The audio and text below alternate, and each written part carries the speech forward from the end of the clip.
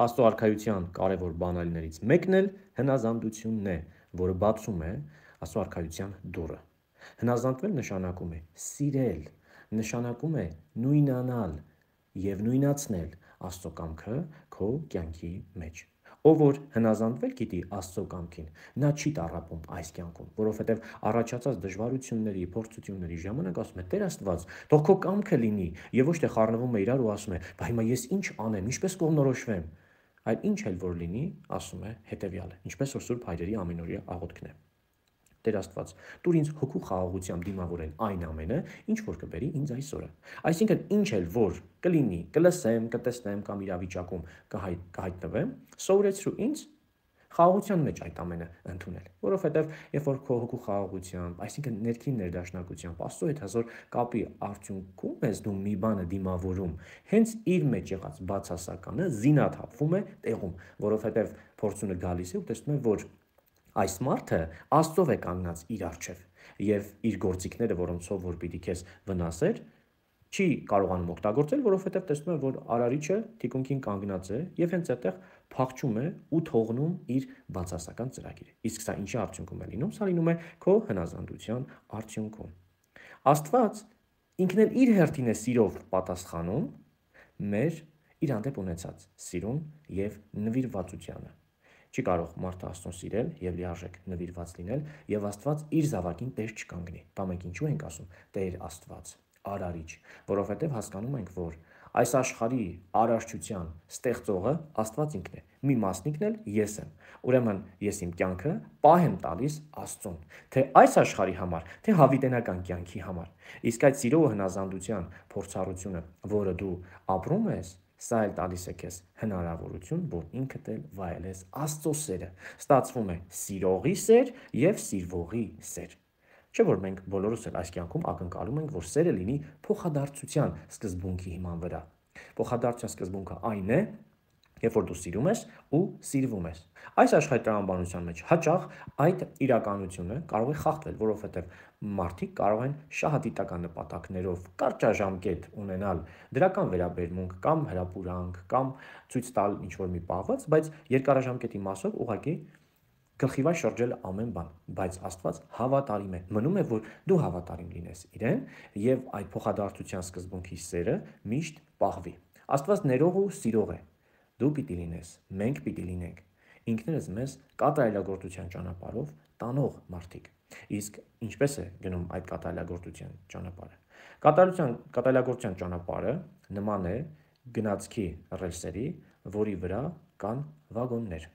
Վագոնները հնազանդություններն են, որոնք որ մեր աղոթքը տանում եւ հասցնում են Աստծուն։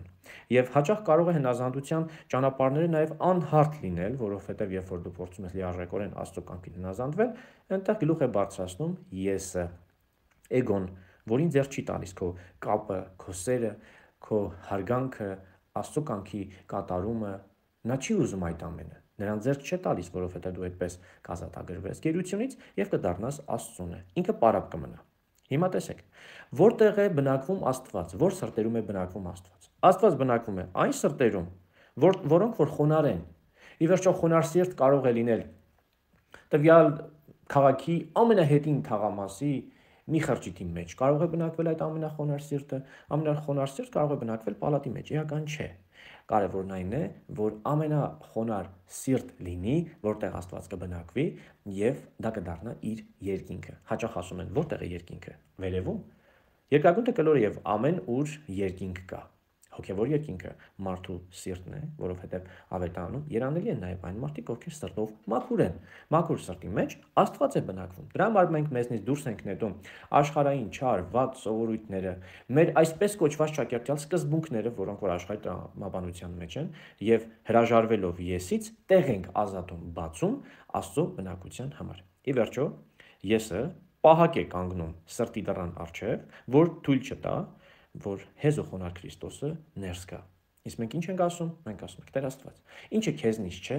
իմը չէ։ Եսով ապրելը Աստծուց չէ, սիրելի ընկերներ։ Եսով առաջնորդվելը Աստծուց չէ, էգոիզմը Աստծուց չէ։ Դրա համար պիտի սովորենք Հիսուսից, որ ասում է. «Սովորեցեք ինձնից, որ հեզ եմ ու սրտով խոնար, նմանվեցեք Հիսուսին»։ Ի վերջո Աստված մարդուն ինչպես ստեղծեց՝ իր պատկերով եւ նմանությամբ։ Եվ Աստծո նմանությամբ նաեւ կյանք ունենալը հրաշք մի բան է ու վայելք է այս անցավոր աշխարհի մեջ։ Տեր Աստված, Հայր ամենակալ, Արարիչ երկնքի ու երկրի, օրհնիր մեզ, մաքրիր մեր սրտերը, բնակության տարածք դարձրու այն քեզ համար, հաստատիր քո երկինքը, հաստատիր քո եկեղեցին, այսինքն շփումդ իմ ու քո միջև։ Ես բացում եմ իմ սիրտը, որովհետև դու իմ հայրն ես, դու իմ սիրող Աստվածն ես, եւ իմ սիրտը քո թագավորության տարածքն է, քո գանձարանն է, հոգևոր նորոգության վայրն է, ամենամեծ հատված այդ սրտի մեջ, եւ սիրտը ամբողջությամբ քեզ է պատկանում, ու քեզնով էլ նաեւ բոլոր բարի գործերի ակունքն է,